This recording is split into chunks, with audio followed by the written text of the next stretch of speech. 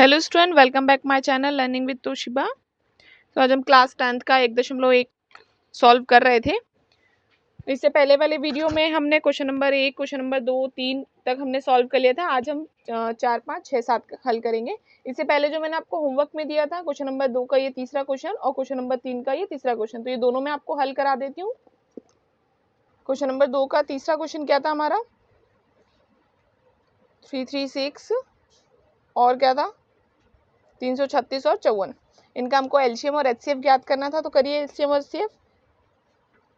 336 इसमें मैंने आपको बताया जब तक जीरो पीछे क्या आएगा 0, 2, 4, 6 आएगा तो आपको क्या लगाना है, आपको सम संख्या आएगी इकाई अंक तो 2 का भाग देना है। 2 एकम 2, फिर आप देंगे इधर आएगा 1 तो हो जाएगा 13, 2 छंग 12 और इधर फिर 1 बचेगा तो ये हो जाएगा 16, 2 अट्ठी 16। फिर आप 2 का भाग दीजिए, 2 अट्ठी 16, 2 चौके 8।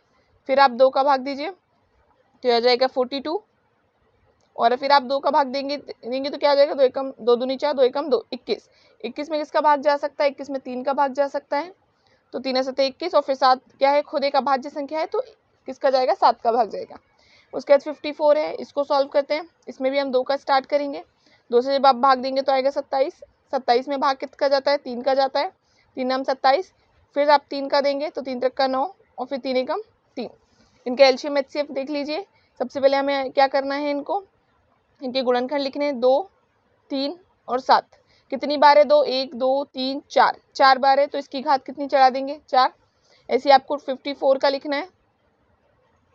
54 में क्या है? 2 और 3, 2 गुणा 3 कितनी बार है? 3, 1, 2, 3, 3 बार 3 है और उसके ऊपर सबके ऊपर कितनी घात है? 1 1।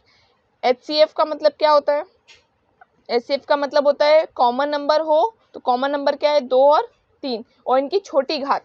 तो 2 में छोटी घात क्या है? 1 और 3 में भी छोटी घात क्या है? 1। तो 2 तिया 6, तो 6 क्या हो जाएगा इनका कॉमन नंबर, यानी कि क्या हो जाएगा? एचसीएफ हो जाएगा।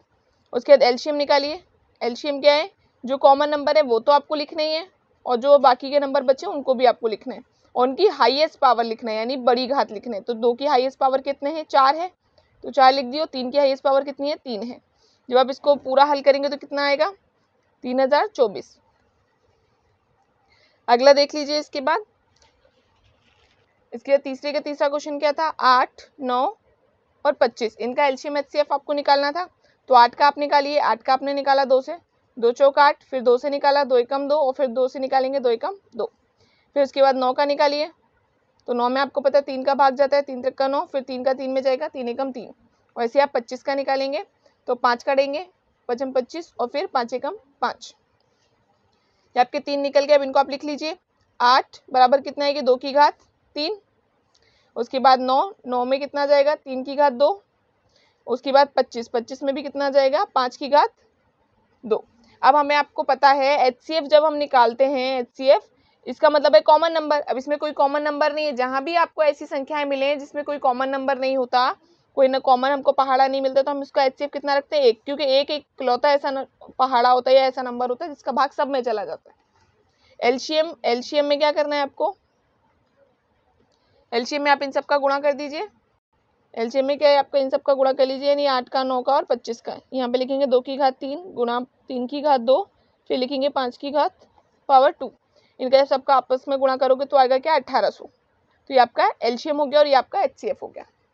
इसके बाद क्वेश्चन नंबर 4 देखिए आप क्या है। एचसीएफ दिया है आपको। कौन सी दो संख्याएं? 306 और 657 का एचसीएफ दिया है आपको 9 और क्या बोल रहा है? एलसीएम आपको ज्ञात करना है इन दोनों संख्या को। तो इससे पहले मैंने आपको यहाँ पे एक लाइन नोट कराई थी इससे पहले वाले वीडियो में, दो संख्याओं का गुणनफल एचसीएफ बराबर होता है एचसीएफ गुणा एलसीएम के। तो इसी में हम इसका वैल्यू रखते हैं। देखिए क्या बोला था? दो संख्याओं का, यानी ए और बी मान लूं मैं संख्या। क्वेश्चन नंबर 4, ए और बी संख्या है आपकी, इन दोनों का गुणनफल किसके बराबर होगा? इनके एचसीएफ गुणा एलसीएम, एचसीएफ गुणा एलसीएम के। ठीक है, अब इसमें रखिए आप ए और बी हमारे पास दो संख्याएं क्या है? 306 गुणा 657। एचसीएफ हमारा कितना है? एचसीएफ हमारा उसमें दे रखा है 9 और आपसे एलसीएम पूछा गया है।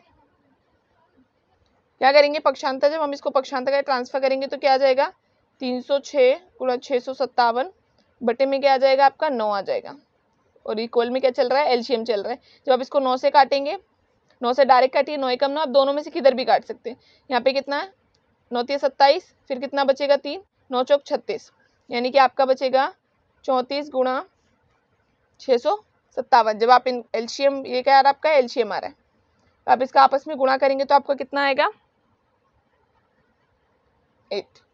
ठीक है, तो ये आपका क्या आ गया एलसीएम निकल गया। ये आपका क्वेश्चन नंबर 4 है।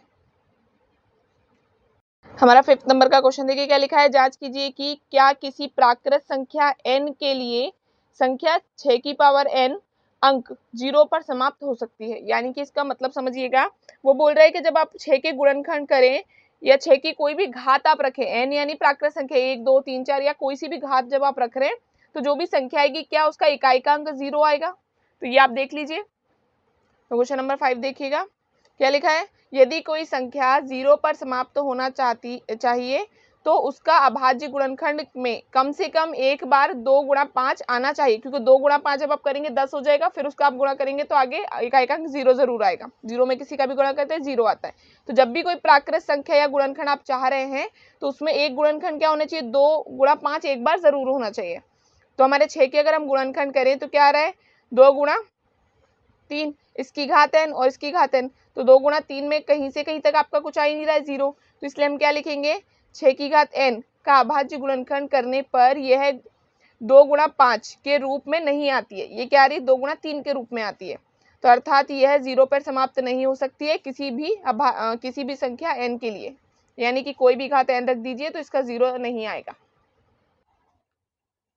क्वेश्चन नंबर 6 देखिएगा। व्याख्या कीजिए कि 7 गुणा 11 गुणा 13 प्लस 13 और 7 गुणा 5 गुणा 4 गुणा ये पूरे गुणा के बाद क्या है प्लस 5 भाज्य संख्या क्यों है या अभाज्य क्यों नहीं है।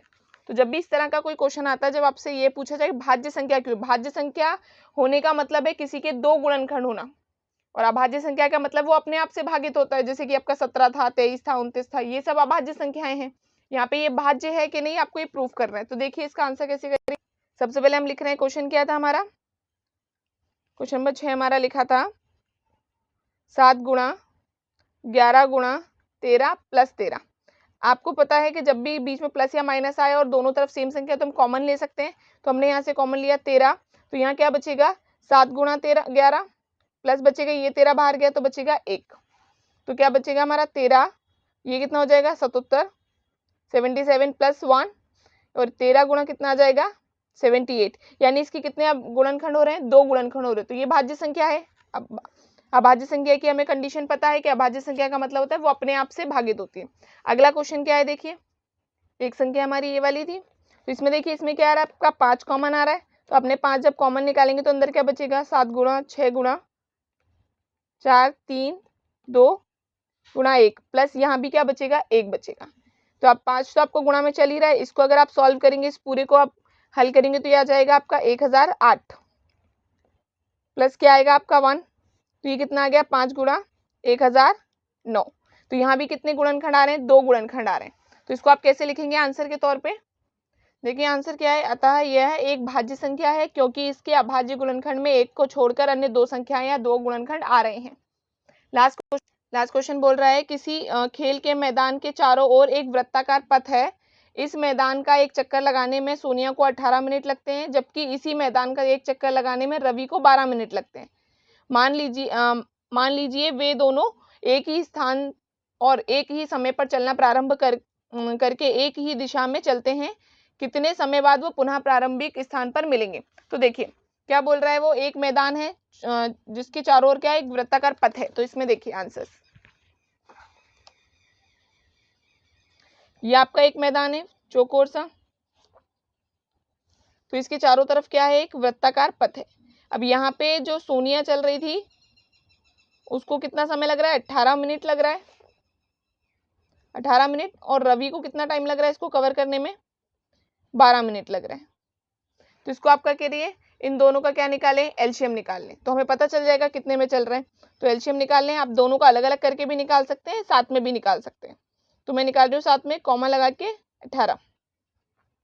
तो हमको ऐसा नंबर लेना जो इन दोनों में डिवाइड हो जाए, तो हम 2 से स्टार्ट करेंगे, 2 छंग 12 और क्या हो जाएगा 2 नाम 18, उसके बाद 2 से हम वापस देंगे तो 2 तिया 6 पर 3 इसमें नहीं जाएगा तो ये 9 का 9 उतर आएगा। फिर आप 3 का दीजिए, 3 एकम 3, 3 त्रिक का 9, फिर क्या हो जाएगा 3 का चला जाएगा, 3 एकम 3। तो आपके पास क्या आ रहा है एलसीएम में आपका 18 और 12 का एलसीएम क्या आ रहा है आपके पास 2 गुणा 2 गुणा 3 गुणा 3, 3 त्रिक का 9 और 2 दूनी 4, 9 चौक 36। तो 36 मिनट बाद वो वापस मिलेंगे।